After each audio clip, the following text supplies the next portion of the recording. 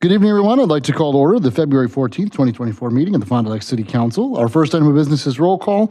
That's done electronically. I'll declare a quorum present. Next on the agenda is a Pledge of Allegiance, followed by a moment of silent reflection. Please rise.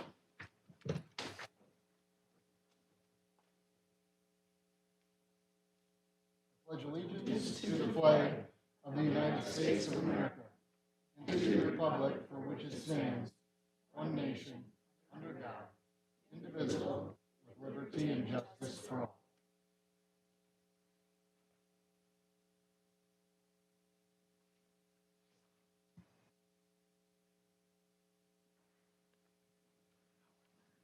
And next on our agenda is public hearings, and we have none, so we're going to move on to the consent agenda. The consent agenda finalizes the proposed actions for the meeting.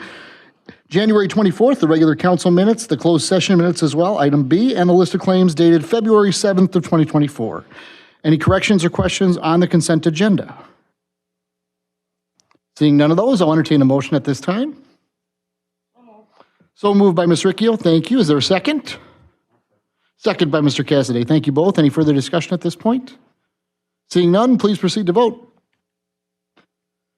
And that passes unanimously. Mr. Zimmerman is absent this evening. Next on our agenda is audience comments, agenda and non-agenda items. The presiding officer shall limit the speaking time for non-agenda items to 1 minute and items noticed on the agenda to 5. Ms. Hefter, do we have anyone wishing to speak? Just a few wishing to speak for us this evening. All right.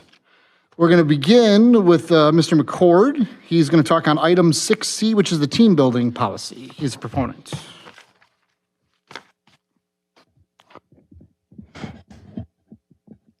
Good evening. The team building policy is, from my understanding, has been around for a while, but maybe not as well utilized as it could or, should be. The last couple of years with new hires not sticking around quite as long and faces coming and going, this is one of the good things that I think the city has done well on, because we can be so busy that you don't even know, if your coworker has, brother, sister, where they, even live. We are just extremely swamped and really shorthanded out there at the treatment plant. But this does really help on a personal level to know how that person is going to react in a situation. You can work together better under a stressful environment. And by having these team building exercises, or call it a get together, an example is, just going bowling as a group. Everybody bowls a little different, but in the end, you're all having fun. Now, just the way the policy is worded is what I'd like to caution you guys about is, so after lunch, say we're going to go bowling, so that'll maybe take, let's just say 2.5, maybe 3 hours tops. And then if we're limiting it to 4 hours per year, that's basically only 1, maybe 2 team building exercises a year. That really isn't enough in this case, because we'd like to do at least, 1, say in the spring here, maybe 1 with the summer interns, and then generally 1 more before the holidays come again. It is a very good way to get to know your colleagues in a more personal level that you don't always get a chance to at work. So this is a good idea. I just would caution the 4 hours limit on there. Thank you. Thank you very much, Mr. McCord. Appreciate it. Up next is going to be Ann Wagner, who's going to talk to us on the code cleanup. She's a proponent and wishes to speak on that.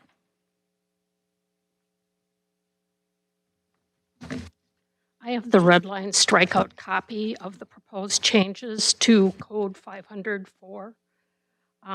And specifically, I'm questioning paragraph B, the change to paragraph 3, deleting 19 watts or 8 decibels to 80 decibels.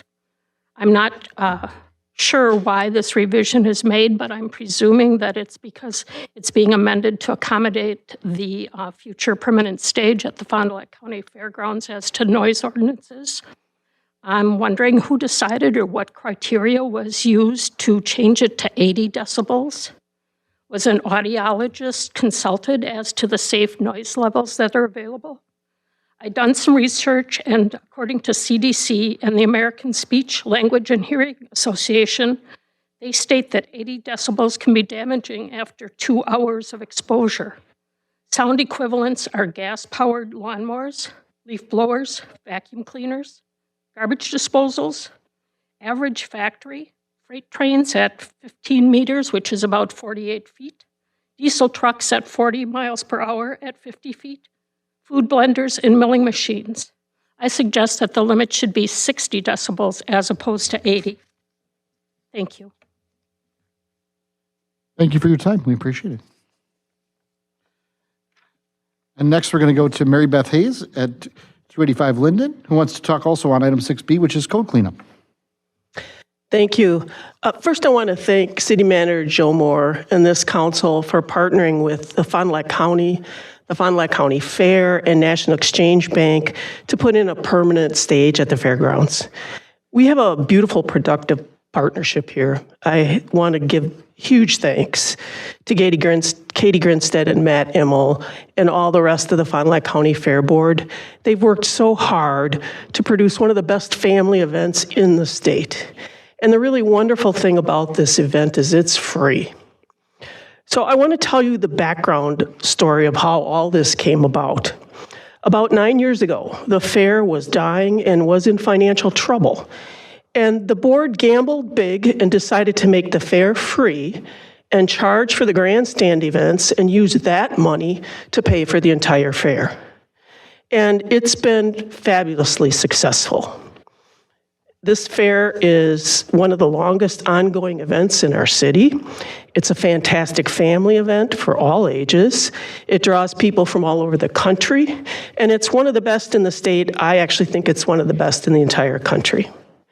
Agriculture and our agricultural heritage are important to our area, and the fair is a wonderful way for kids to participate and see where their food comes from. Now, the lingering problem for the fair was the facility. They had to bring in a portable stage, and it cost $50,000 to $60,000 every year to put that up. It was becoming more difficult because much of that cost is the labor, and they couldn't find people to help them put it up. In 2019, former City Council member Kay Miller and the late County Executive Al Beekle started talking about building a permanent stage. And it now looks like that's going to happen in 2025. With these new plans comes concerns, and that's what brings me to the proposed ordinance number 3783 about amplified noise. I serve on the county board, and I represent the citizens to the west of Martin Avenue from 9th to 14th Street. So I represent people who are very close to the fairgrounds. In December, I walked that area and I talked with residents. The majority of residents are happy with where they live, and they had no issue with the fairgrounds. One resident who had moved in this year told me they specifically picked that neighborhood so that they would be close to the fairgrounds. But there were 2 complaints, and those complaints were about noise. And one of them was that it went too late on a Sunday night. So I want to ask you to think about in this where you have under number 2 that the hours of operation are allowed until 10:30 p.m. at night, to maybe think about on a Sunday night putting in an earlier hour. The other complaint was from a gentleman who felt no one responded adequately to his complaints. I have to say it's confusing as to who is responsible here. I assume that since the city is issuing the permit, there is jurisdiction for the city. And let me make these suggestions. On the permit, you could ask for the actual time, and that permit then goes to the Fond du Lac Police Department for approval so they would know when things are going later. In the city's special event guide, it says that the Fond du Lac Police Department may request the event coordinator to reduce the sound volume. Maybe this could be added to the permit as well, so the line of communication is well defined. I know for many events, the Fond du Lac Sheriff's Department is also on site, so it's confusing to people that there is not a clear line of responsibility. And I know the county is going to talk about this, or we're starting to talk about this. And Chief Goldstein has graciously agreed to meet with me and Ann Wagner. We're coming in at the end of the month so that we can maybe discuss some of these things and look what other cities do. So I ask that the city continue to work with the county and the citizens so we can come up to a really good solution. Finally, I want to thank you all so very much for all you do for our city. Fond du Lac is a really great place to live because all of you care so much. Thank you.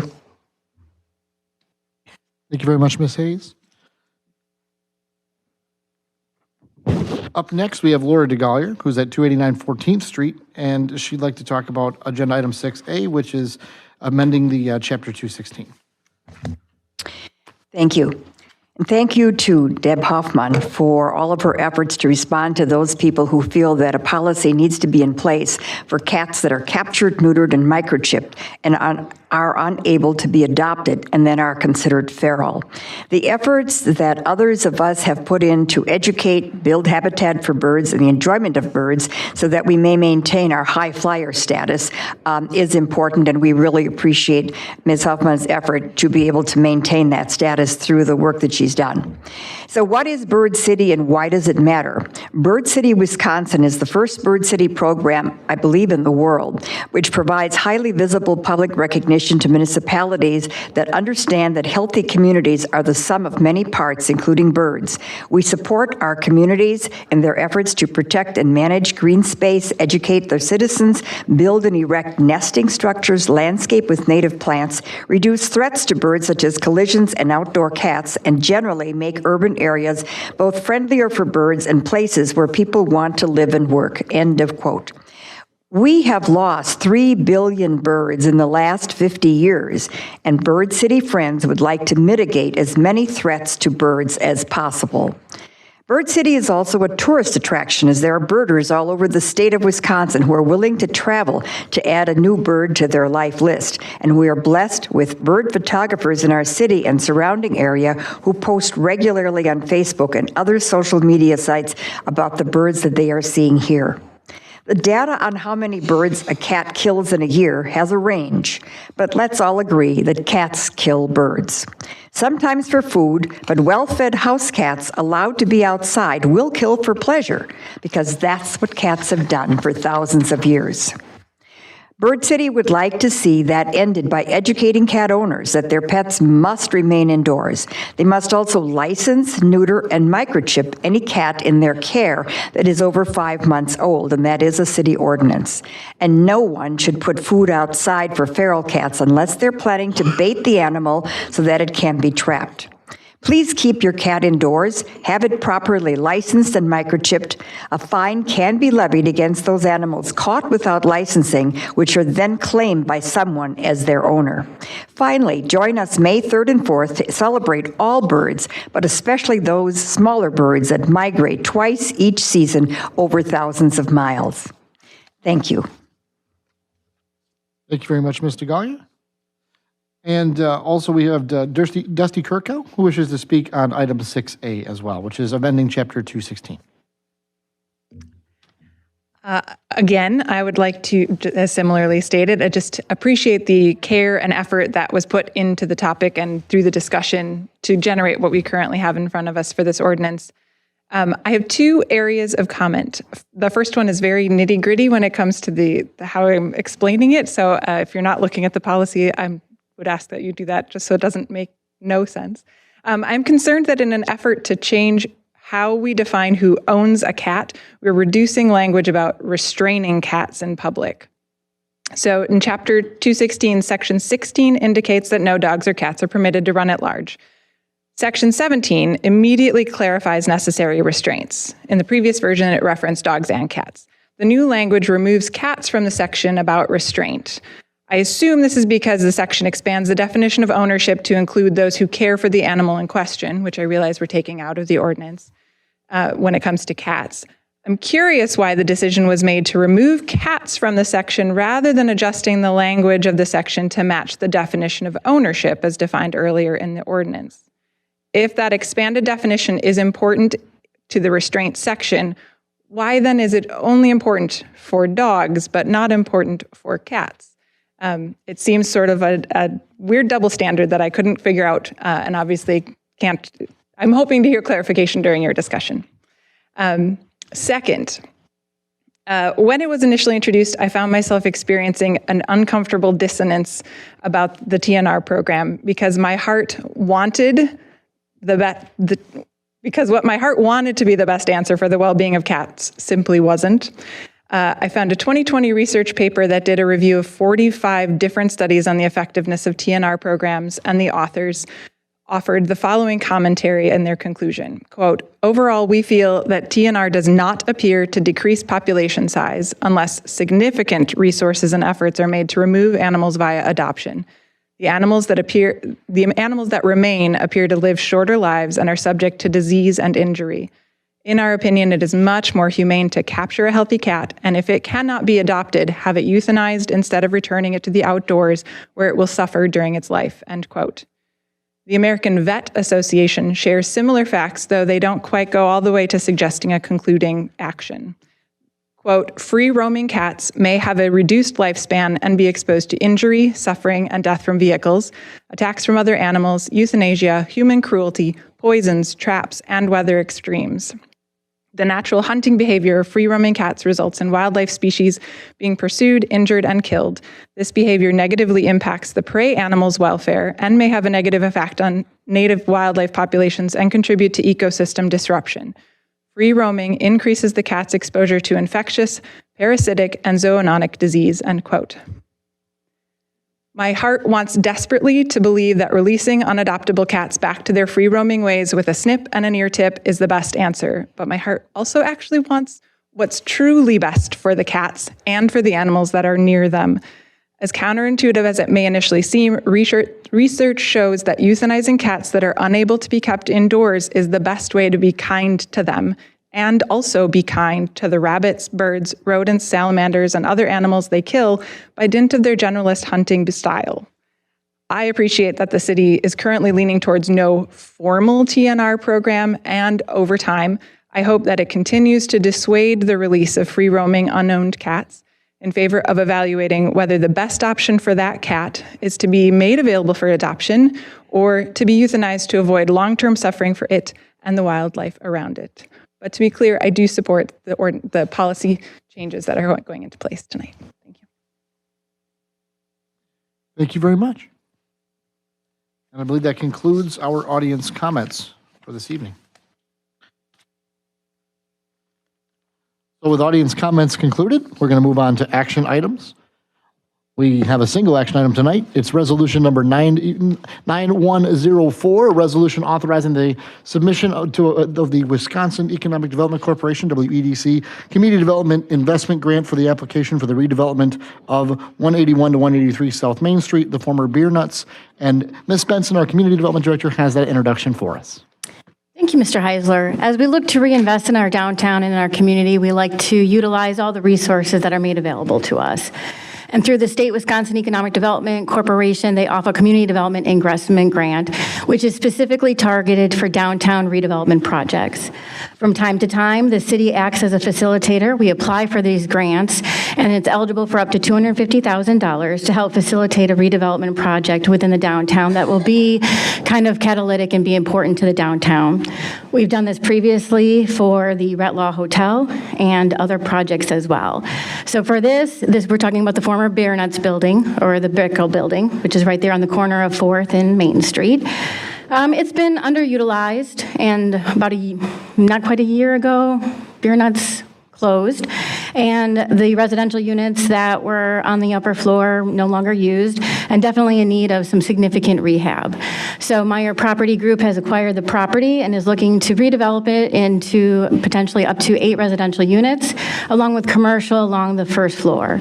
The building along the frontage of Main Street would restore to its historic character, and we really have an opportunity here to kind of start shifting some investment to the downtown on the south end. This would complement the Brick House House and some of the other investments we've had. We've had a lot of investment on the north end, and to see the excitement that could be built from the investment here on the south end, it would be great. So right now, the current property is assessed at $142,000. With the investments that would be made by the developer, we're looking at an estimated assessment anywhere from $800,000 to $900,000. So that's a significant increase in the value of the building and to our downtown, as well as adding much-needed housing to the downtown, as well as additional improved commercial space. As part of the grant application process, we do need a resolution by which you would authorize us to submit that application on behalf of this project. This is a reimbursement grant, which means that the developer does not get the money until all of his investment and the project is complete.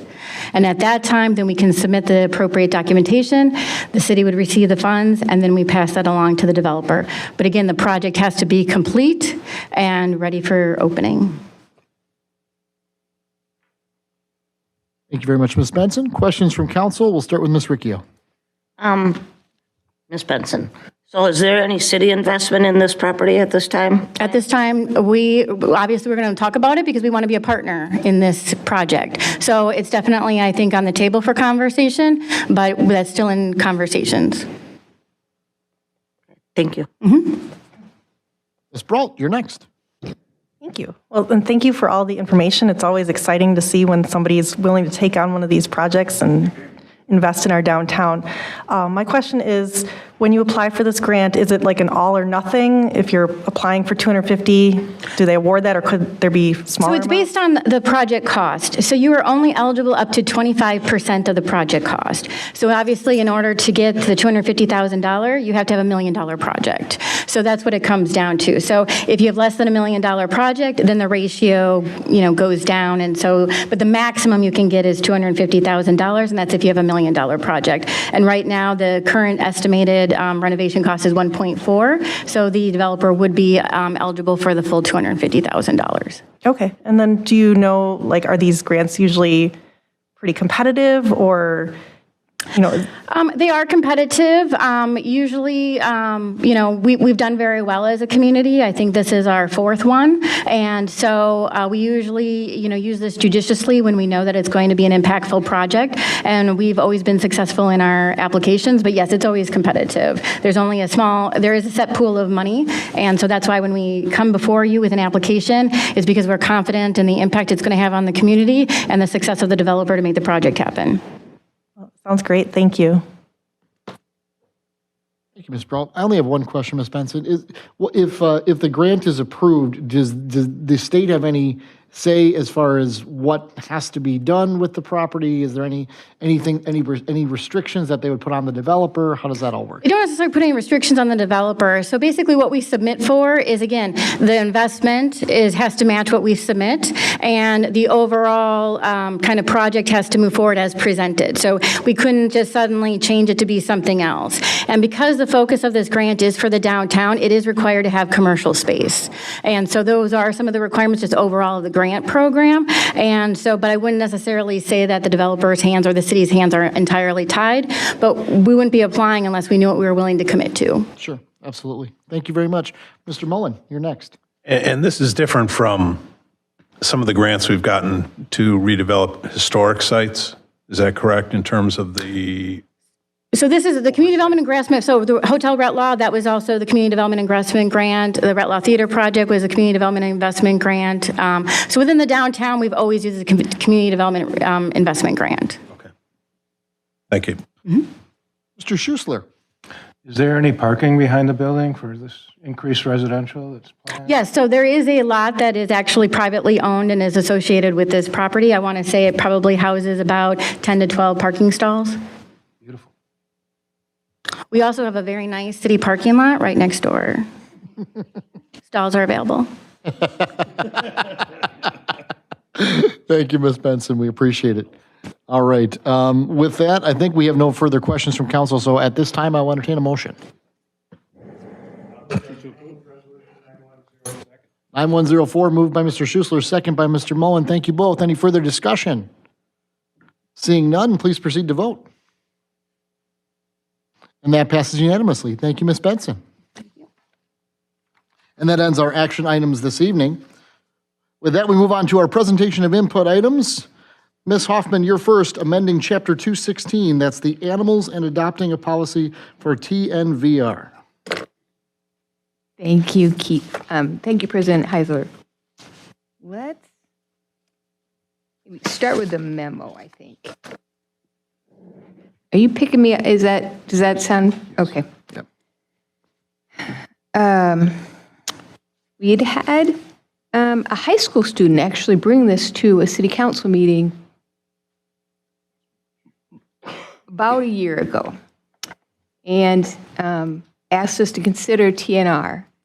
And so we formed a TNR task force, and representatives from the various rescue organizations, from the Humane Society, someone from the county health department, and also Lord Collier from Bird City, all agreed to be part of the task force. We met multiple times and talked about the issues. We looked at lots of research articles and talked about different ways of trying to address this. And frankly, I don't dispute what Dusty previously shared with you, is that there's been all kinds of scientific research, and it goes both ways. Some of the articles are very enthusiastic about TNR and think it was effective in their area. Others are very negative and say it was not effective. So I cannot definitively tell you, yes, the city should pass a TNR ordinance because it will help us. I don't know that it's hurting anything, but I cannot say that it's something we want to put in our code, which is why I'm bringing it as a policy, because I know that our rescues, many of our humane officers do think it's helpful and privately do some TNR work, and this policy will be helpful for them. On the other hand, by doing a policy as opposed to ordinance, hopefully we will not lose our high flyer status with the Bird City organization. So I've tried to straddle the two positions and put us still somewhere where we are addressing the issue but not causing additional problems with it. So what I'm proposing is a policy where we're saying we do not object to TNR. And when I say TNR, it's like trap, neuter, vaccinate, microchip, return to where they came from. So I'm just saying TNR, but that's really all the steps that happen. And then also changing our ordinance to avoid putting some of the people that are trying to do TNR in violation of our code. So that's why we've changed the owner definition so that you have to have a possessory interest in the cat. And if you are an owner of a cat, it needs to stay in your yard. And so that's we have that on our code. They need to retain their cat in the yard, the owner of the cat. Feral cats are not owned. So it doesn't apply to them. And then the restraint, I mean, truthfully, that was more, restraining animals has to do with like when you're walking your dog. Either your dog is in your yard, and that's fine, but if it's going to leave your yard, you're supposed to it's supposed to be so well trained that it won't leave your side and it stays by you, or it's on a leash. People don't take their cats out for walks. I mean, it's not never, but it's very rare. We don't have the police writing tickets for cats knocking people over and jumping up on them and stuff, or being off leash. We just don't. So it just didn't make sense to me to keep that. I also didn't want it to, if you would have someone that's doing TNR, which we don't object to, I don't want them to get caught with you failed to restrain this cat. So that's why I wanted to take it out. Anyway, that's kind of the nutshell of it. So if you have any questions, I'm happy to answer them. Let's go to Ms. Riccio first. Thank you. Ms. Hoffman, could you clarify something that you just said that the leash law, I think you said an or in there. You said a person's pet is trained to walk by them and stay by their side, or they have to be restrained on a leash. Is it or? It's not. They all have to be on a leash, right? Because you might assume your dog isn't going to go anywhere, but when he sees my dog, he might take off after, you know? Right. So is it an or? Yeah, I'm looking at it right now. I don't even know if that's in this memo, but It's a great. It's in the code. Maggie, scroll up so we can see. No, go back to where you were, because it's right there. It's 217. So it's either by personal and direct supervision, such as voice command of such person physically present, or by keeping the animal on appropriate chain or leash. So, I mean, some animals will heel and stay right next to their owner. I'd like to change that. Could we talk about that tonight or at some other time? I mean, this is just an input session, so certainly I can make a note. I love dogs and I love cats and all that, but I know too many people that say their dog is just fine. They don't need a leash. So how do you determine ticketing, not ticketing them and ticketing somebody else? You know, I don't. It would be if the dog's running far ahead of the guy and is jumping up and barking and stuff. That's a dog that's not under control. Right, but by the time he knocks me down, that's too late, you know? Well, true. I mean, almost every ordinance, every citation that's written about dogs, it's where it's too late. They've gotten ahead and done something, and so after the fact, we give them a citation. We don't have a leash law, period, that there's an or.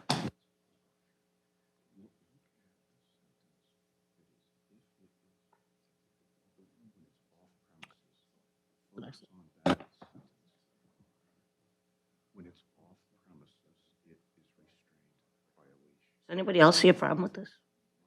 Or hands.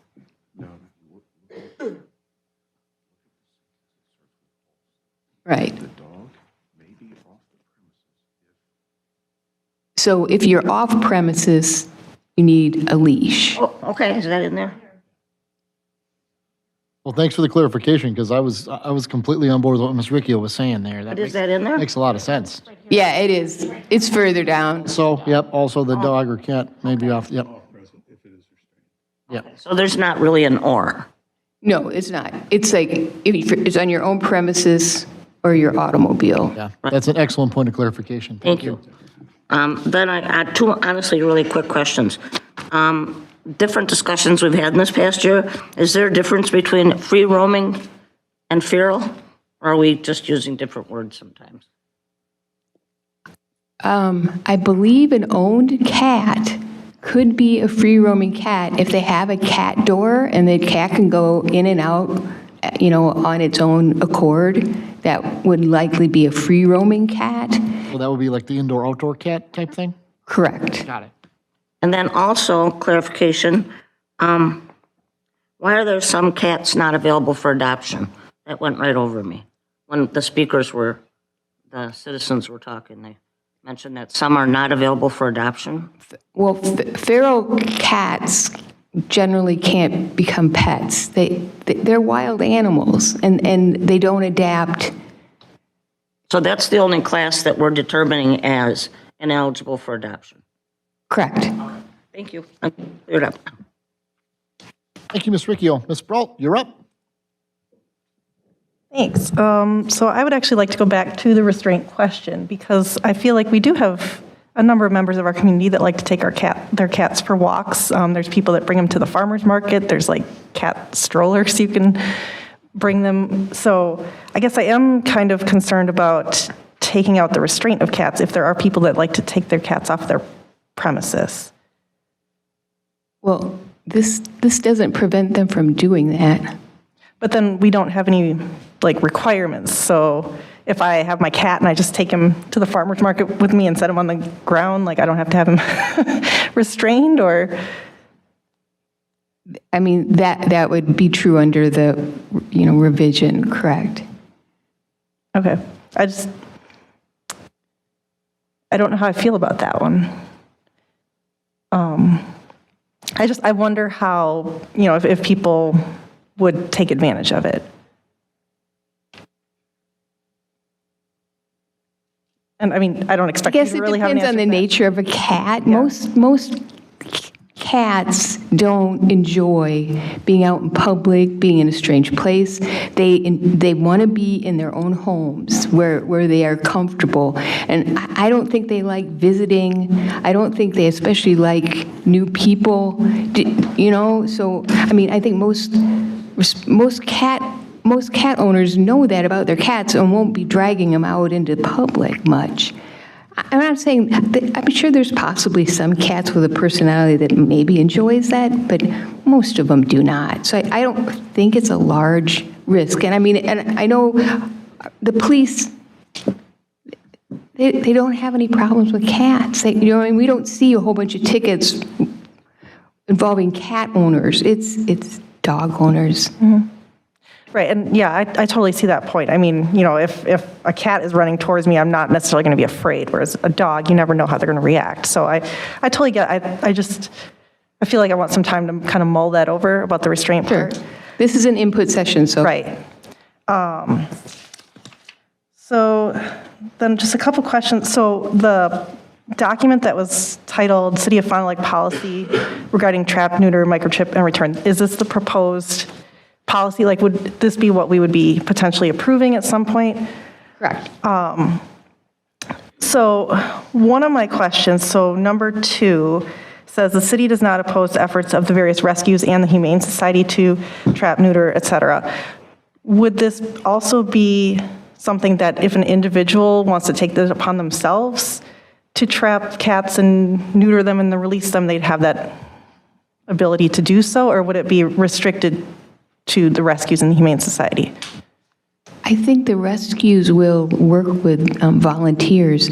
My understanding is those traps are not inexpensive. I don't think that's something that, it's not a hobby. I don't think somebody would do that because of the cost involved. Mm-hmm. But I do think if they want to work with one of the rescues, the Humane Society, I'm sure they'd be willing to work with them.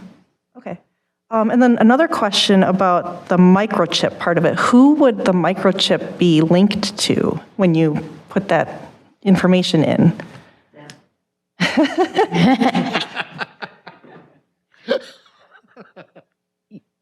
If you know where you're returning them to, depending on where it is, if it is like perhaps someone's farm or a place where there really is someone who kind of wants the feral cat there, it could be that. Otherwise, I think we'd just have to put maybe the rescue or whoever, brought them in to do the TNR. Okay. Well, and then looking at number 3, I emailed you about this one because it says Bird City Fond du Lac does object to the feeding of feral cats and believes many birds are killed by cats. Again, the research we found went both ways, and you would clarify that meant research on TNR, which I agree, but the way it's worded kind of looks like research on birds being killed by cats.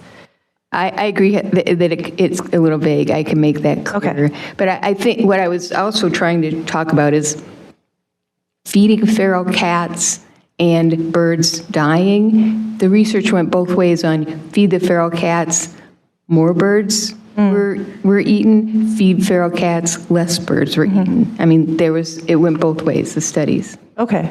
Yeah, just some clarification on what that's referring to, I think would be really helpful. Although I do, despite the fact that there might be research that shows that feeding them could lessen the impact on the birds, I really agree that we need number 4, that we do not encourage the feeding of feral cats, because I worry that actually leads to a larger problem with stray cats or just cats wandering around the neighborhoods. If there's sources of food available, cats are going to take advantage of it, whether they're feral or not. So, I would really prefer that we're letting our residents know that we don't want them to do that. Correct. So I appreciate that part of it. And then One other thing is, Ms. DeGollier had referred to education, and I do agree that we definitely need some education part of this. And, I feel like we just need actually a larger education about just the responsibilities of pet owners within the city, because I know when we see the budget and how many people actually pay for their pet licenses, it's way lower than you would expect for a city of our size.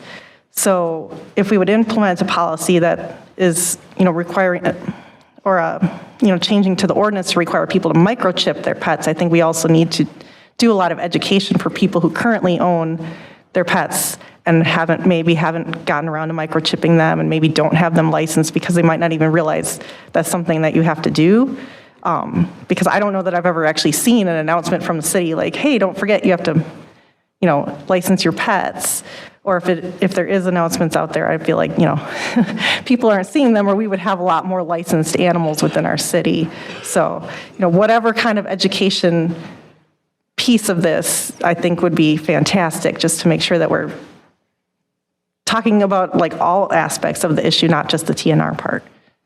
I don't disagree. And I think that the better educated pet owners are, it's just better for them. It's better for pets. It's better for the community. Also, Ms. Brault, every year with the tax bill, we send out a reminder to all tax bill recipients that they have to do that. So you're right about the education, but there is an annual reminder because it's an annual requirement. So we feel like that's a pretty efficient way to remind people. Okay. All right, well, I'll let somebody else ask. All right. Thanks, Ms. Brault. We're going to go to Mr. Cassidy next. The first thing I want to address is that I agree with you that restraining cats, you're creating a problem where I don't think one exists. So maybe we're looking too closely at that. And then another point is you said that people are not just going to, out of a whim, go out and buy cages and start going out and trapping cats if they don't have someplace to take them to get them fixed and get them. They're not going to pay for that on their own. So that's just that. And I just have one question. Does the ordinance currently require all city residents to chip their pets? No, it does not. So that's why we're adding that into the ordinance. Well, I don't see where the city has a vested interest in that and requiring that. I don't know what purpose that serves. It's been, in the last year, as the rescues have been attempting to do reunification, this is when they get the call, there's a pet, out here, they go out, they have the microchip, and if they have a microchip, they can get that animal back to their owner that night. And so they don't have to spend time in a shelter, which is, is hard on the animal. And it's been working pretty well. So, and I know the police also have quite a few of the, the microchip readers as well, and they like using that. So I don't disagree that there's a benefit to it. I think that and I'm a guy, as little government intervention in my life as possible. And so I don't think that is something that should be required. So I would be voting against that. That's all I got. And just to clarify, those microchips, those are all private companies. You register with a private company's website, so it's not really, we're not keeping track of microchips. No, but we're requiring it. Yes. And that is a cost to the owner. It is, though it is pretty heavily subsidized by Humane Society, and the rescues will have a Saturday where you can get your pet microchip for like $10. So. Okay, thank you. Thank you, Mr. Cassidy. Mr. Mullen. Thank you. I'd like to echo my colleagues' comments on the microchip requiring people to pay for that. I understand why you would want licenses and why vaccination is very important, but if you, for whatever reason, don't want to microchip your pet, you shouldn't be compelled to do that. Not that people are licensing them to begin with, but that's another problem. The other question I had on this was, we've crossed out the language on animal control officers. So what was the thinking behind that? We don't have any animal control officers. That's not part of the city organization. We use humane officers. Okay. The rescues. So we don't have any animal control officers, and it seems somewhat confusing to have it in the code when we don't have any and we don't use them. Okay, so, but the humane officers, which we've added a lot of those in this last year. Okay, got that. And then also just on the 216, 17, the removal of any dog or cat, that is there specifically to help the shelters that are kind of practicing TNR, because otherwise they would have this animal in their possession. Right. And they would have to keep it restrained. Is that correct? Okay. All right, well, I'd like to thank you for all the effort you put in the last year. I know it's been a lot, and you get cat and bird people together, and, you know, the fur flies and the feather flies. So thank you very much. Thank you, Mr. Mullen. Ms. Riccio. I just want to concur with these two that I don't understand the city requiring microchipping. There's really people that cannot afford the $10 and keep their cat, you know, and get a license. So I just think that's a bridge too far. It's a small amount of money, but it's not for a lot of people. Could we get it out of there? Could we vote on that? We will bring this back to you to vote on. Thank you. Ms. Brault, you're up. Thanks. I'm going to ask more questions about microchipping. Do you know if any other communities have a microchip requirement within their city ordinances? Yes, there's other communities that do have it. Do you know, is it a common thing? Is it fairly uncommon and new, or? It's becoming more and more common. I mean, it's a new thing, but it's becoming more and more common because it's so effective. Mm-hmm. I mean, you see stories, well, now I see stories all the time because I've been working on this topic, where animals that have somehow ended up in other states get reunited with their families, you know, their original families, because they had a microchip. Yeah, I guess I have to say that I am in favor of the microchip requirement, just because I do think that's going to take a lot of this burden off of our rescues and our Humane Society if they're able to connect those animals with the owner much faster. You know, that's less costly for them. As you said, it's less stress for the animal and the family that lost their pet.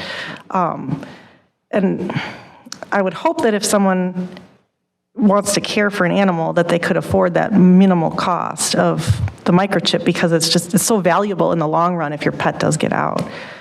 So I would prefer that we keep that language there in the ordinance. So, thank you. Thank you, Ms. Brault.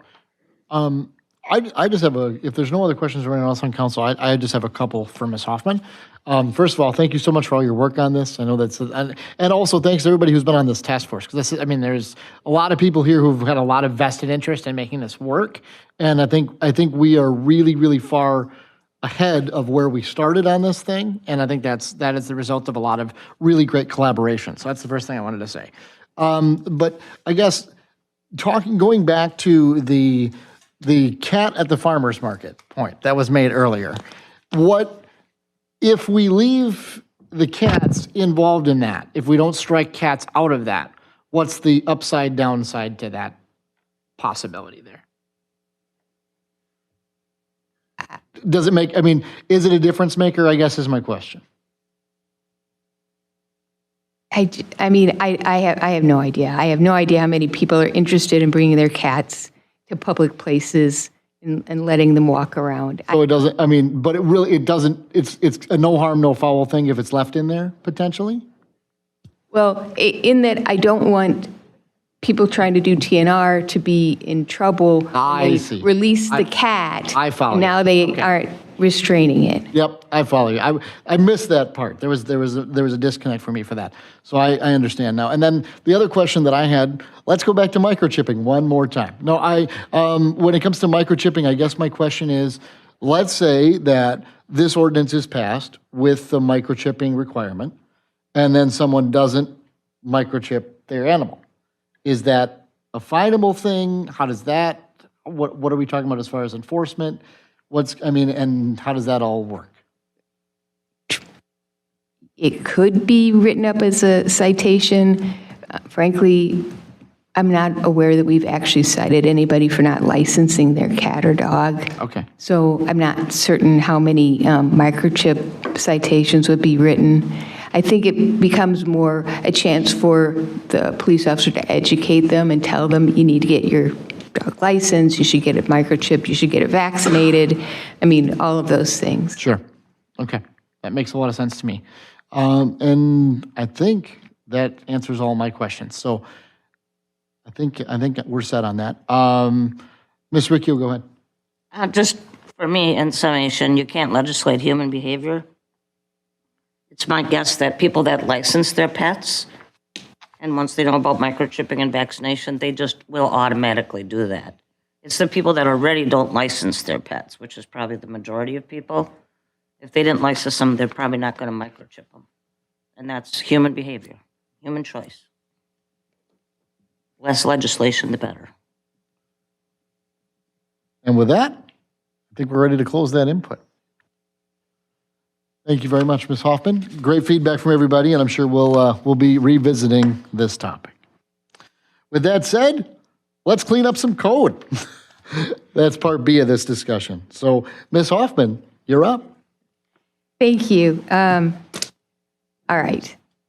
Maggie, how about, let's see, the memo, the code cleanup ordinance memo. Click that open. Okay. So we try and do this like once a year, but sometimes we have enough that we do it more than once a year. But anyway, this is the time we're doing it this year. So the various items, we go through the code and take care of various issues that have arisen over the course of the last year or so. Well, one of the things was, and we already had some commenters speak on it, the city clerk grants loudspeaker permits, and we also had permissible decibel levels. And I believe it was just a mistake in our code because 8 decibels, that's really low. That's like paper crinkling. I mean, anything can be higher than 8 decibels. I'm pretty sure just a 0 got dropped, and that's what happened right there. Also, I think maybe the city manager wanted to talk on this issue. Right, so we've paid attention to the sound ordinance because there's been a lot of discussion about it in conjunction with the stage at the fairgrounds. And we caught this when we were looking at our code, and they're just a mistake. 8 decibel, I'm violating 8 decibels right now.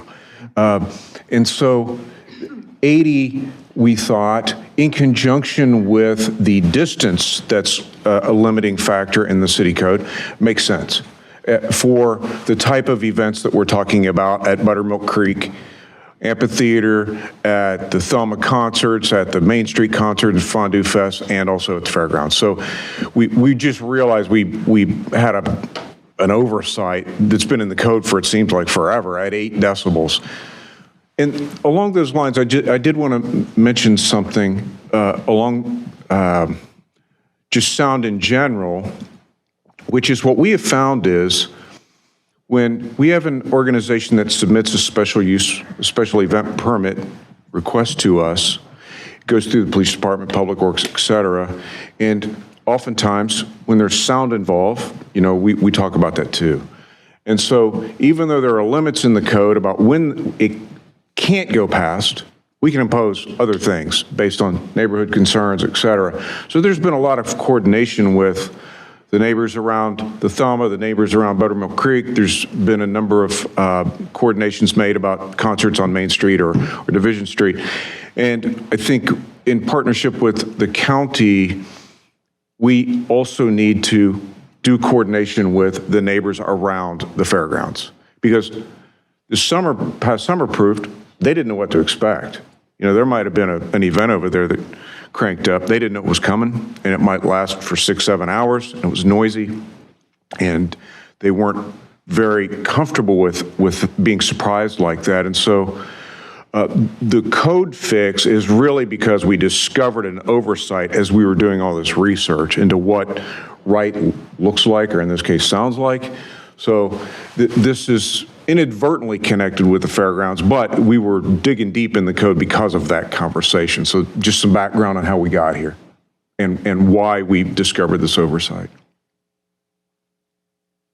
All right, and then moving on, the next amendment has to do with parking citation ordinance. Is the process when you want to appeal your parking citation.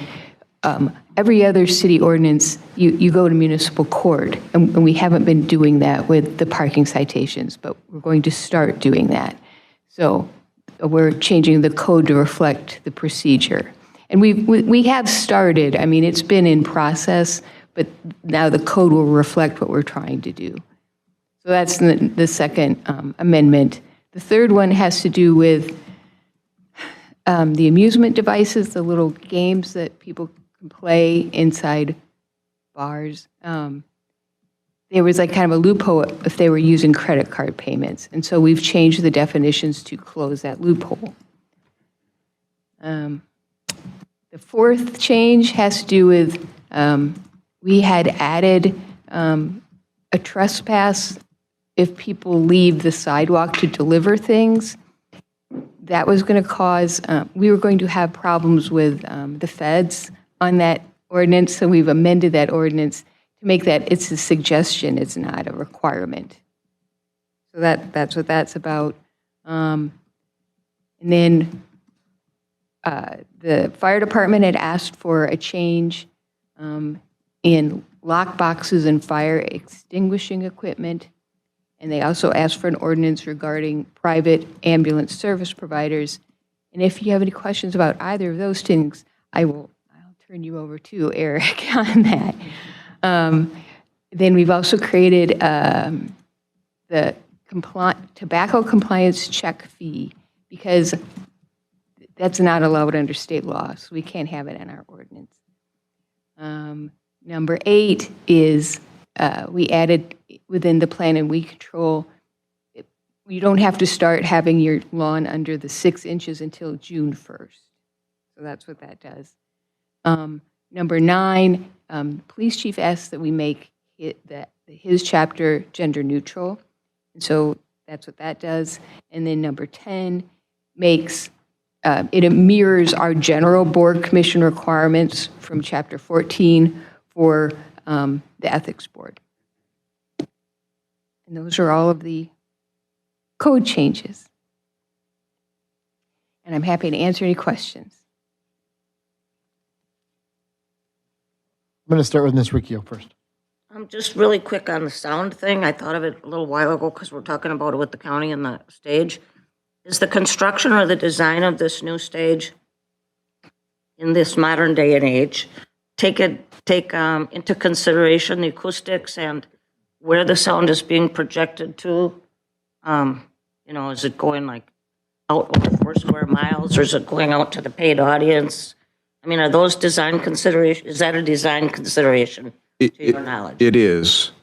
I learned that when the dock spiders were coming to Fond du Lac, that there are sound engineers that can answer that question in terms of distance, like when that volume will dissipate to like speaking voice level, so that we could help educate the neighbors about that whole dynamic.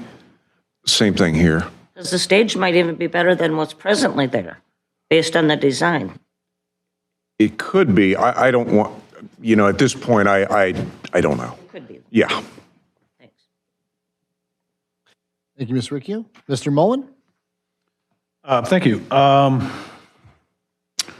Again, on the sound ordinance, has anyone actually ever measured, like for these events at Thelma or Buttermilk, or has anyone run around and actually gotten any data to base this ordinance on? No, we haven't, but it's crossed my mind now. I mean, where we've measured sound is like with equipment.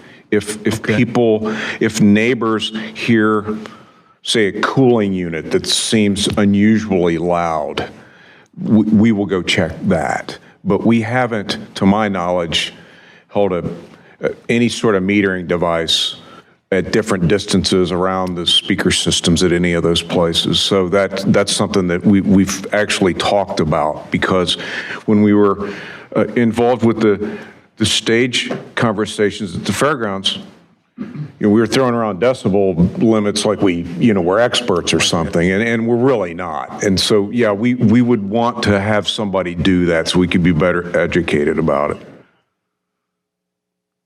Yeah, and same thing with the distance too.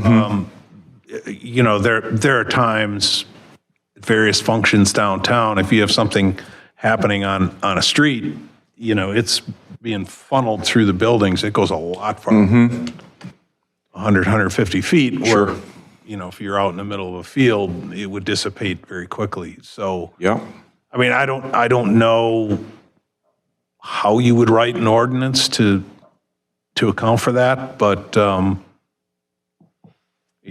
to think about. Yes. I also want to, again, on the sound ordinance,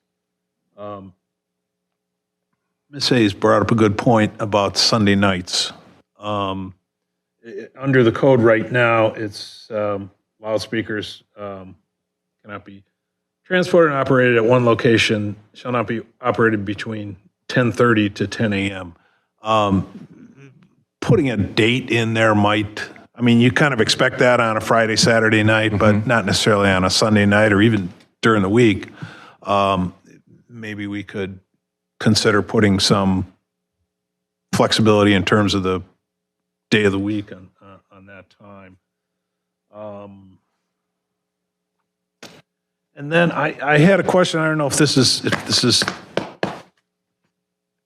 for our discussion here or not, but when we have events at the fairground, which was the thing that was kind of driving a lot of this, I think, who has jurisdiction and who, because it's a county facility, the city is issuing the permit, correct?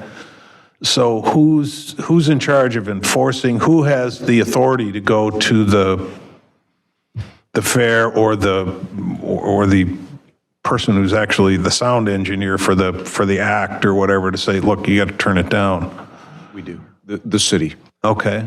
And I'll tell you how that process works. So typically, last year, I believe there were 7 different days where we took phone calls on the non-emergency number with a complaint about sound at the fairgrounds. And so at the police department, they have knowledge, because we have a special event permit that is cycled through. We have knowledge that in some occasions there may be a deputy sheriff on the fairgrounds at the request of the fairgrounds management or whatever. So rather than dispatch patrol from city police department, we communicate with the deputy on the scene to intervene and ask people to turn it down. But ultimately, though, it's in the city. It's the city police department's jurisdiction to enforce that. Okay. So it's actually you could actually ask a sheriff, the county sheriff, there to tell the operator to turn it down. Okay. Yes, and it's a very cooperative conversation because we all want the same thing, right? Just didn't know. And also the fair management. If the fairgrounds management is on site, we can make contact with the fairgrounds manager and ask him to intervene with that. I will say that last summer was a learning experience because there was an event at the fairgrounds on a handful of occasions that was new to all of us. Fairgrounds management, city, et cetera, and that that series of events is not coming back to the fairgrounds in 2024, so I think that particular problem will go away, but all these things that you and I are talking about now, we still need to address them because they were loose ends that we discovered. Yeah, and those events, they were the rodeos, correct? Mm-hmm. And that's in a different location on the fairgrounds, and I'm sure the acoustics are very different there. Right, and I can't even tell you as I sit here now, I saw it set up, but I don't remember how the speaker systems were even arrayed, like which direction they were pointing, were they pointing in multiple directions? I just don't know. I know it was loud. Yeah. I do want to, and I do want to mention again about this, about the noise thing, and then I have one more question on the ambulance for the chief. 2 years ago, and then this last year, because my wife is on the county board and we had to get signatures, we went to that neighborhood specifically and asked everybody. So we hit 50 people last year, 50 people this year. And that neighborhood is excited about the stage coming in. So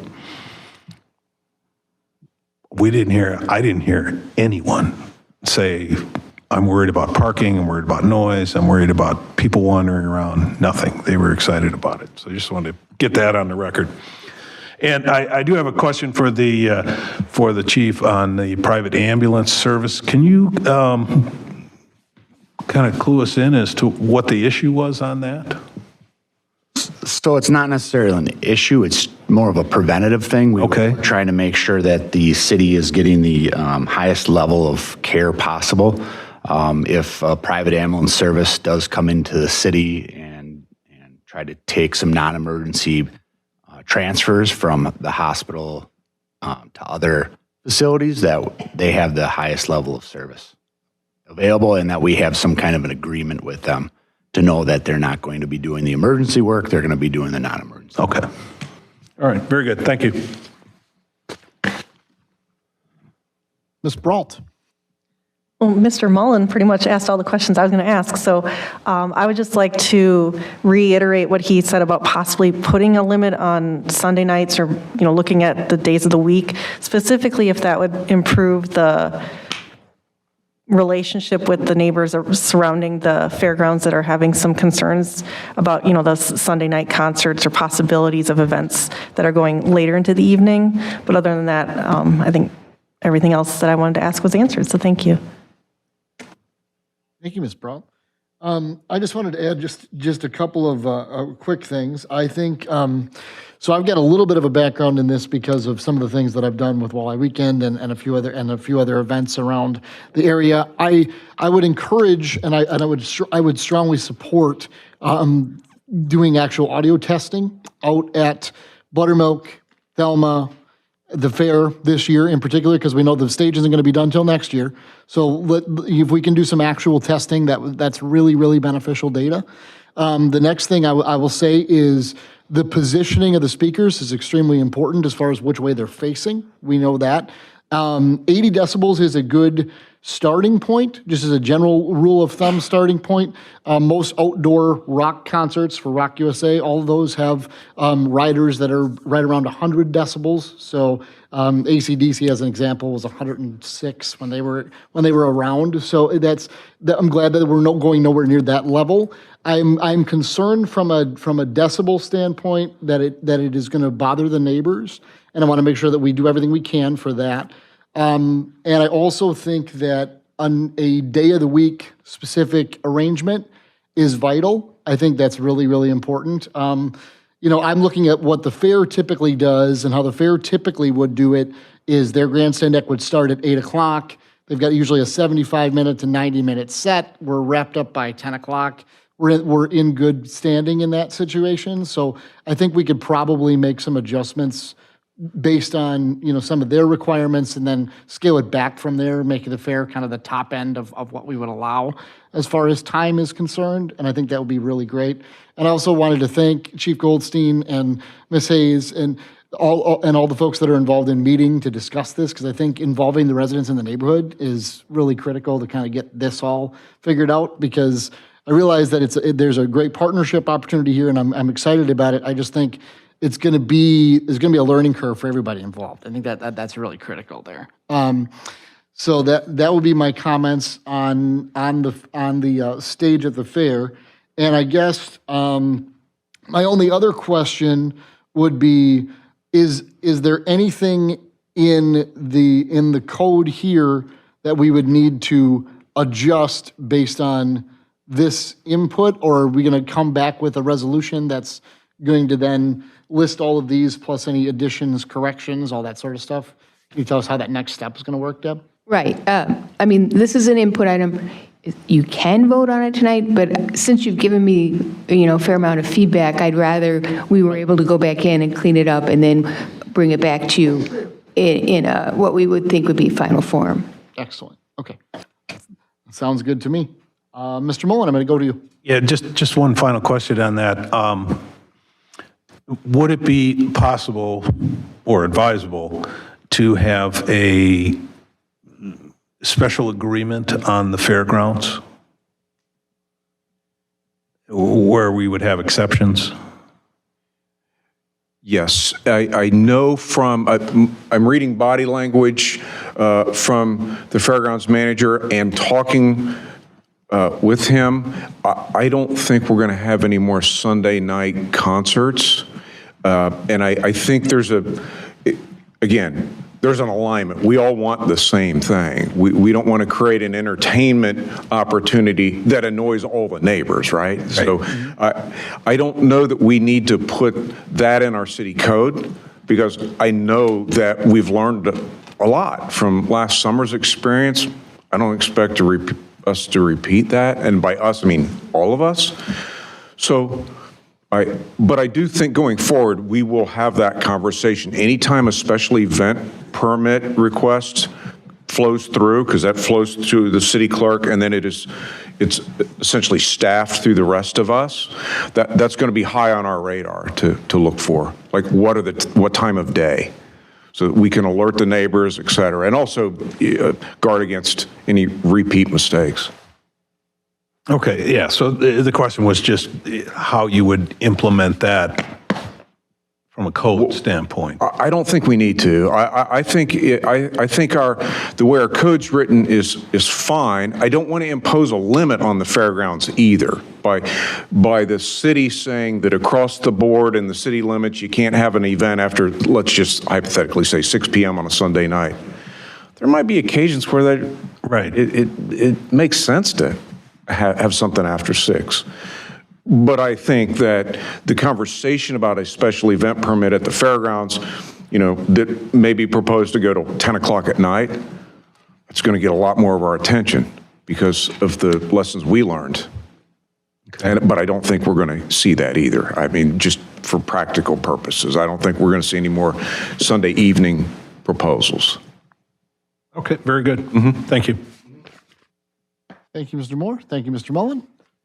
Thank you, Ms. Hoffman. And I think at that point, we will close this input item and move on to team building, and Mr. Moore has that for us. Mr. McCord gave a great presentation on the reasons why. So the reason I'm bringing this to you this evening is because we try to create a pathway to do things with and for our employees, and in terms of our employee policy, that stands up to scrutiny. And right now, if a group of us were out at the park at 2 in the afternoon and we're having a cookout, I would be the shield for everybody to say, that's perfectly good. We're coming together, building morale. Somebody might say, yeah, but we're taxpayers and we're paying for people who are, on the clock, so to speak. This is my desire to create a pathway to do what I just said while people are on the clock, but we are doing it in a way that can promote morale building, team building, and Mr. McCord described it well, so that people can spend a brief amount of time together doing something other than just work to get to know each other in a different kind of way. Now, it's not to say that we don't do some of this anyway, and that we don't get together before, during, or after work. This, I think, is a modest beginning. It mirrors what a lot of nonprofits and for-profit organizations do to create an atmosphere of a team approach within their ranks. So that's what this is. And you've all seen the memo. It's really simple. It doesn't propose to pay for anything other than 4 hours per year. We'll come back and visit it if that seems inadequate, but I want to get some feedback from the department heads over the course of the next, if you were to adopt this, over the course of the next year to see what changes we might need to make. So this is kind of a modest proposal to get us started. So that's the background on it. Be happy to answer any questions. Thank you, Mr. Moore. Mr. Cassidy. Not so much a question, but I've been in charge of some very large dollar projects, and one of the things you always want to consider is your return on investment. While this is not a project that would, piece of equipment, I would venture to bet that return on investment in this manner is, like you said, morale, team building, and things like that. And I would suggest that 4 hours a year is not enough. I would be in favor of more. Again, the return here is not measurable by numbers, but you can see it in the way that people work together and appreciate one another. I went to church with a lady for years and years, 10, 15 years, and I never really spoke to her. And we started these little home friendship groups where you come to your house and you look at things and you talk about things. And I found that this lady had a very good sense of humor. She was intelligent, but I would have never known that if I had never got outside of that environment. Because when, in the position I am at the church, I was administrative, that I was always busy doing other things. And I would have never got to know that lady unless we had that time together. And I think this reflects the same way. Thank you. Thank you. Thank you, Mr. Cassidy. Any other comments or anyone else? I think I'm just going to add that I think 4 hours is a starting point, but I would almost advocate that we increase that right out the gate, because I think that if we only do 4, as Mr. McCord was mentioning, it doesn't allow the chance for significant as part of the seasons, and the reality that I'm looking at is I'm going, we get, if we're lucky, 8 weeks of summer every year. Right, we just don't have a summer ever, and then we don't have a whole lot of spring either. And this year we didn't have a winter. So all I'm saying is I think we could do more of those hours, and I don't think that's going to be a negative perception to the taxpayer if we were to even, let's say, go to 6 or 8 or something like that. I think based upon feedback from people like Mr. McCord, and I really appreciate your feedback on that. Also, feedback from maybe the department heads, maybe we could increase it a little bit before it comes back to us. Thanks. Thank you. And with that, Ms. Hoffman, one more time. We're ready for you. Demerit points. All right. Last one. Thank you all very much for your attention so far tonight. So, depending on if this is something you've looked at before, but the city has a demerit point system. This is that is managed by the police department. They're the ones that assign demerit points, and then it goes to the alcohol licensing committee if there is too many demerit points. And so what we're proposing, I believe we had a visitor, a commenter came and had some questions and concerns about our demerit point system. And staff did sit and meet with him and also looked at his emails and other information he shared with us. And based on that discussion, we'd like to propose a couple changes. And the main change is, yeah, there we go, right there where you can see something that he was very concerned about is that our current system, You get 45 points if there's a fight breaks out in your establishment and you do not call the police. You get 10 points if a fight breaks out and you do call the police. And he's like, you're discouraging liquor license holders from contacting the police department. So he said, okay. So what we're proposing is a revision to those demerit points so that it's only 5 points if a fight breaks out and you call the police. It's 80 points if a fight breaks out and you do not call the police. So hopefully we've made it a better, more incentivized system through the demerits, through this change.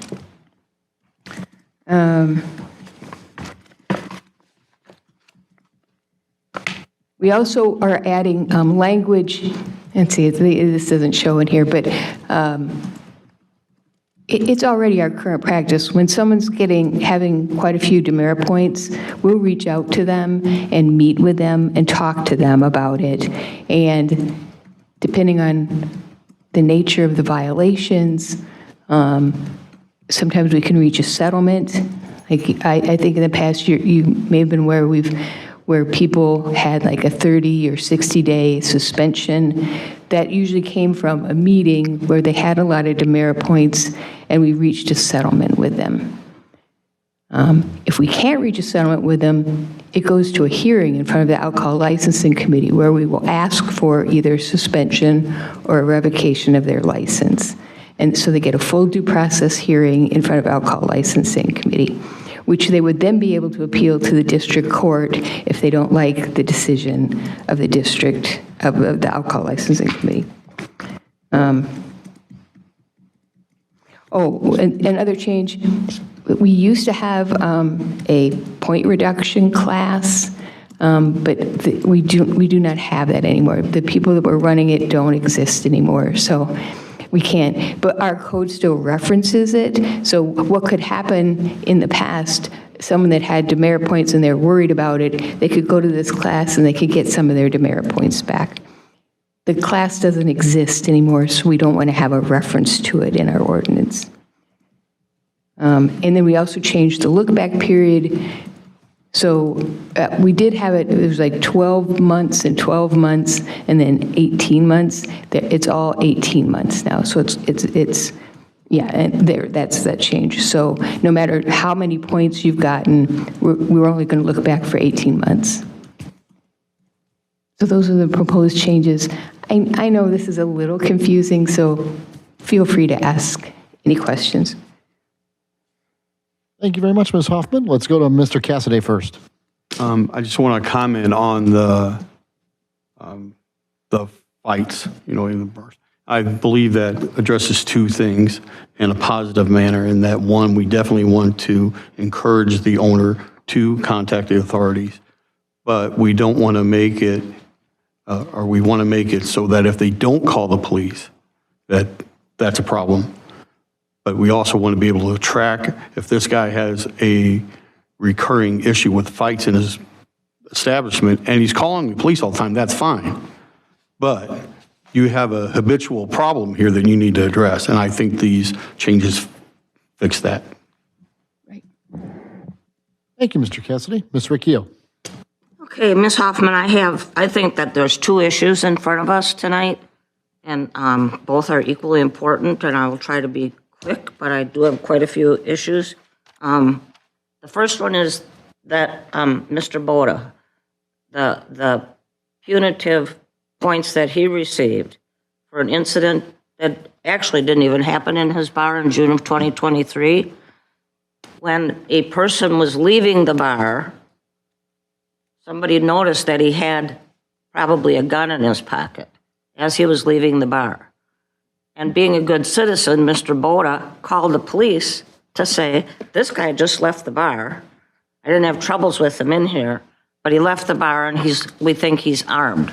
So you officers probably want to know this.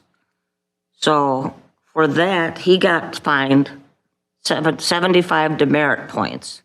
I would like to know, based on what the man called and informed people there was an armed guy on Main Street, and he got 75 demerit points. I don't understand it. I've read the police reports, and there's more to it than that. He actually flashed that gun inside the bar. He threatened a bartender with it in the bar. That's what the basis of the points were. But the owner didn't know that. It was after the guy was out of the bar, then the owner found out that the person with the gun had threatened his roommate who was in the bar, but the owner and his relative didn't know until the guy left the bar. So there weren't problems in the bar. This to me is like the most.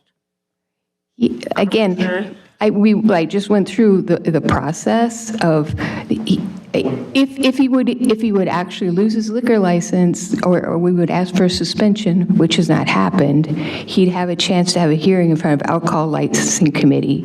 And if he didn't like the decision of the Alcohol License Committee, he'd be able to go to district court.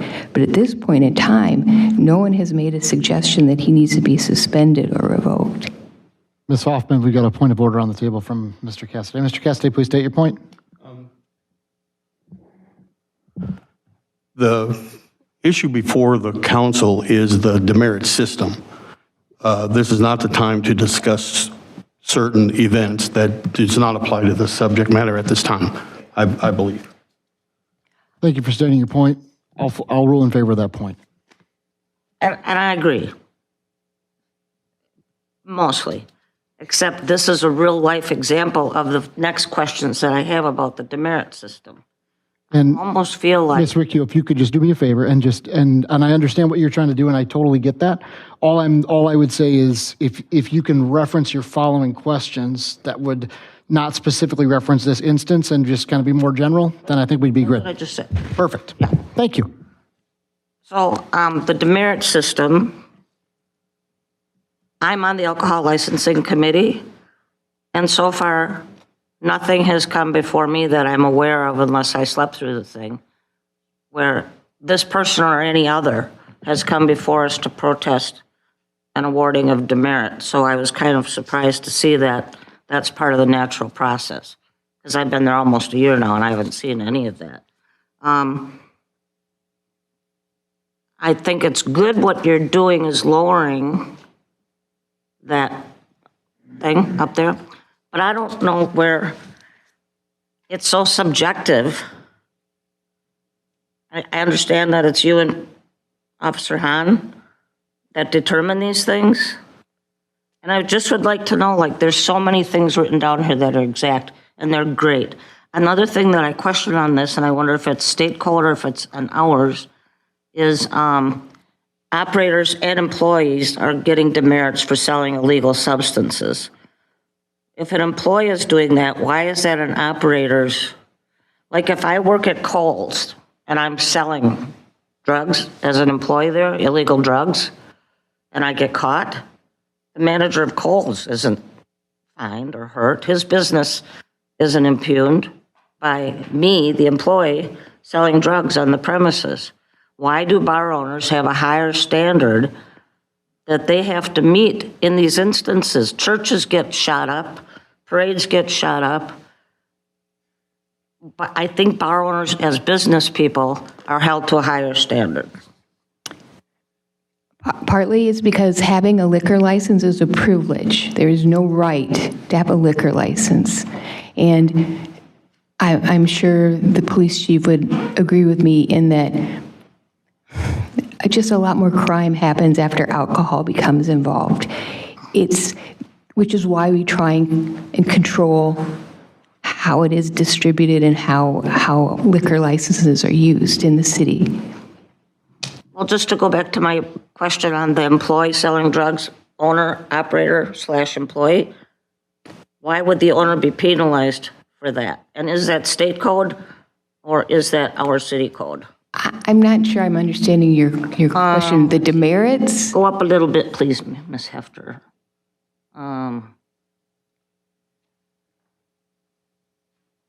Okay, now go down.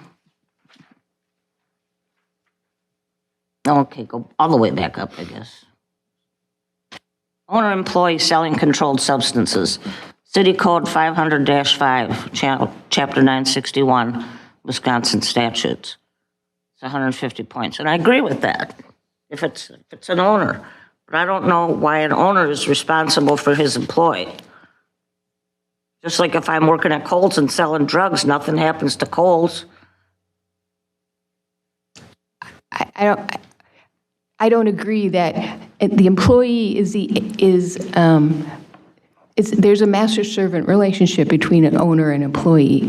I'm sorry. That's like a legal term, but the owner and the employee have a employee-employer relationship, and that employee is acting under like a grant of authority, more or less, from the employer. That employee can't serve liquor in that bar unless he works there, and the employer has, scheduled him to work that day.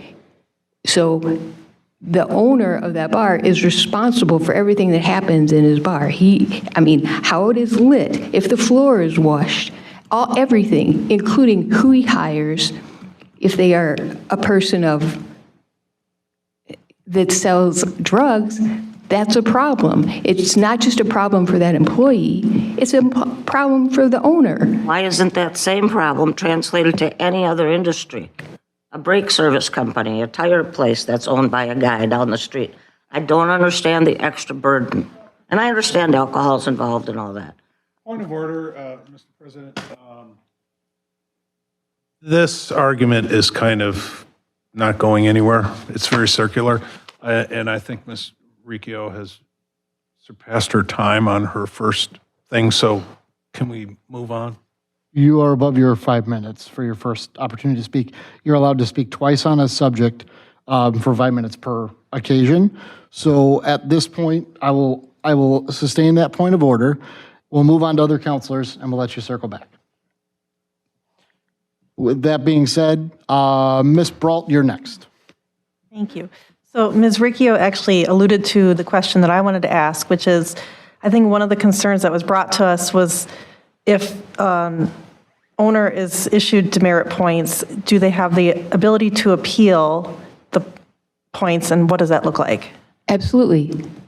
If their license is either going to be suspended or revoked, if they don't reach an agreement with us, which oftentimes they do, they have a hearing in front of the Alcohol License Committee, and it's a full due process hearing. They have notice in advance. They can have an attorney represent them.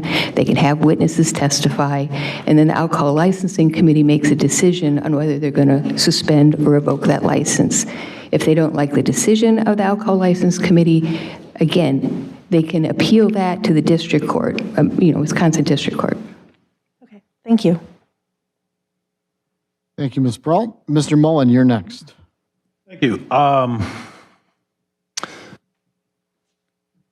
We've talked about this for quite some time, and one of the suggestions, and I'm wondering if you're going to implement it, not in the code, but to have a set of guidelines in terms of what do the police expect in terms of how we're going to be contacted and what the owner can expect, like, okay, I'm not going to get penalized for this. Because that was one of the issues that was brought up in this whole thing, is that sometimes an owner may feel like, I think I'll let this slide and not risk getting any points. And we don't want that. I mean, if there's a dangerous situation, or potentially dangerous, we certainly want the owner to be proactive on that, if anything else.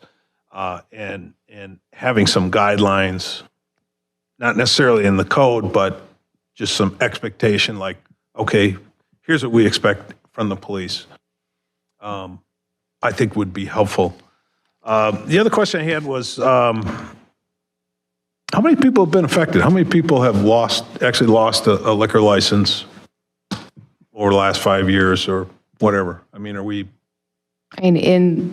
During my career with the city, we had 2 hearings where they lost their license, and we've had,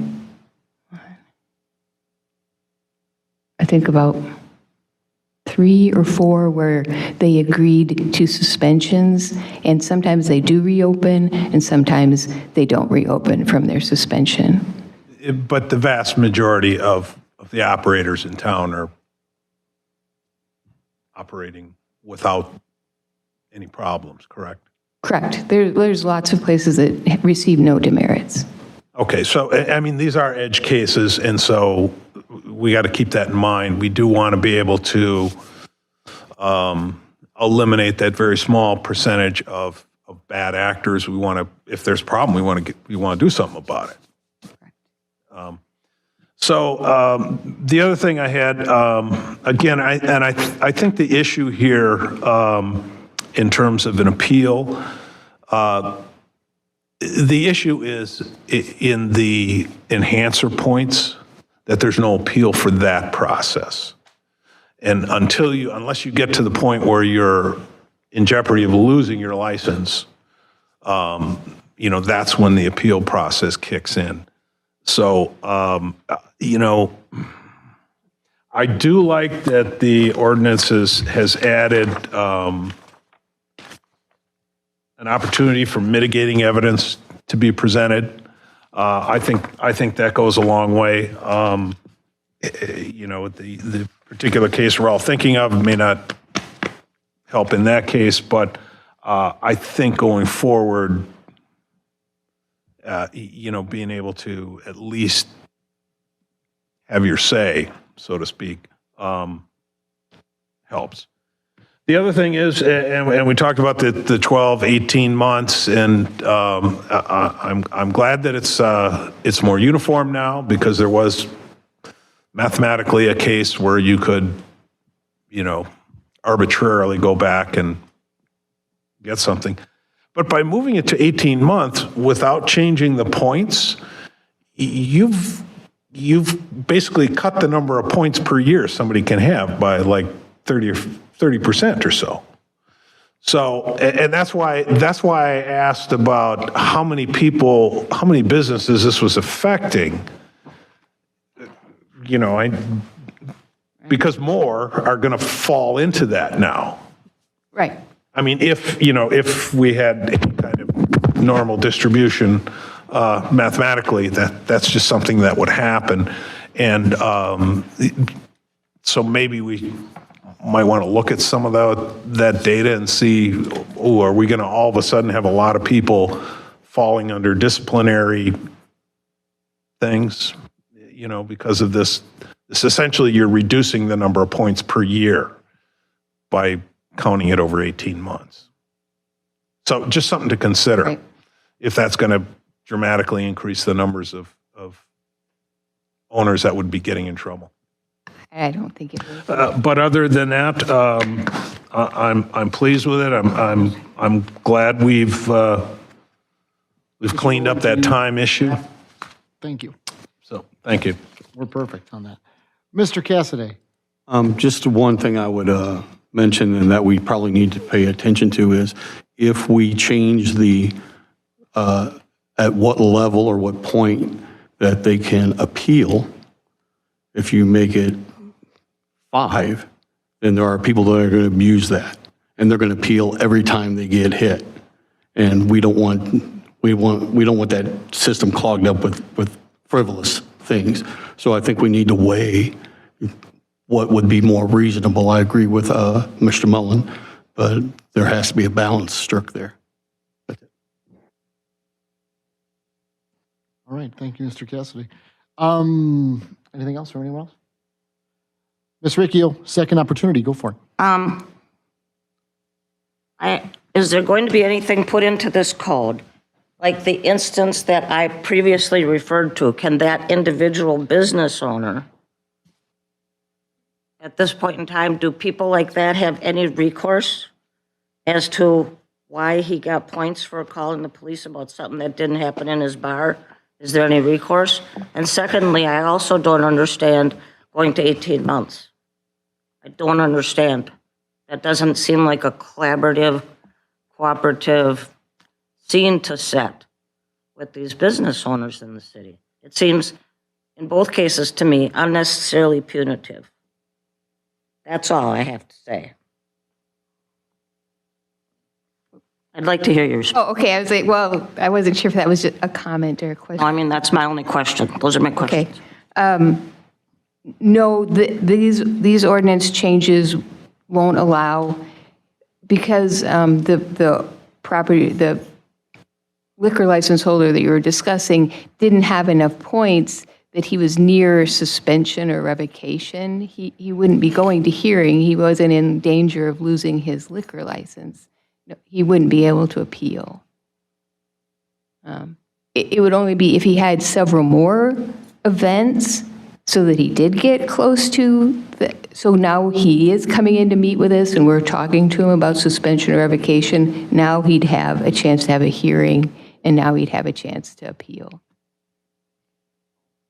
And we do, when we meet with them, I mean, they have every chance to share things, and if there are mitigating circumstances, other reasons why some of these things happen, we take that into account. In every case? Yeah, in every case. I mean, any of the ones, frankly, it either, the other suspensions that turned into where they didn't reopen, it was either they were dealing drugs out of the bar or there was a gun used. So, I mean, it was very serious. We don't suspend their license or revoke them lightly. What about the 12 to 18 months? What's the justification for opening that window? That was just to make it all equal, because for the last section, it was 18 months. It was 12 months, 12 months, 18 months. So in order to make them all the same, which was a request. But it's a rolling accumulation.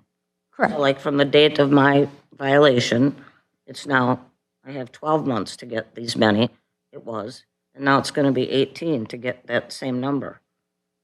So I don't understand about like trying to, it is already the same.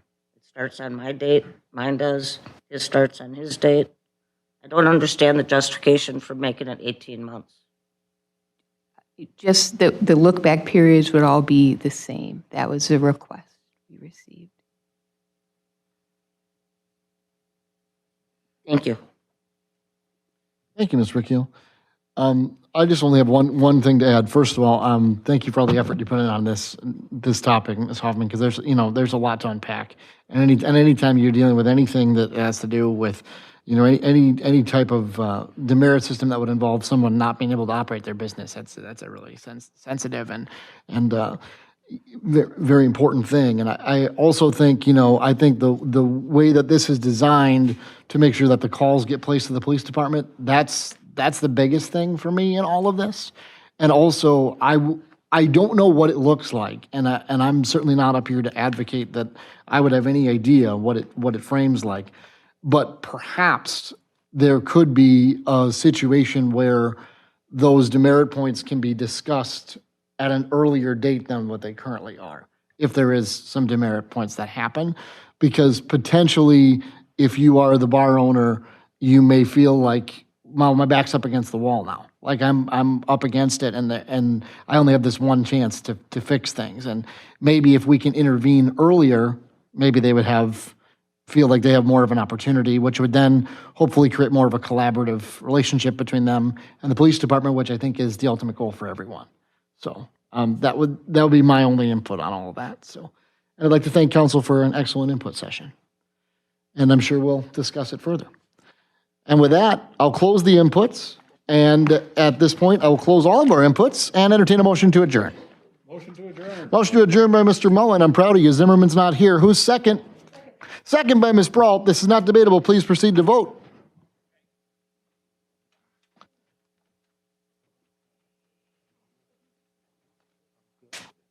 That passes. We're adjourned. Thanks, everyone. Happy Valentine's Day.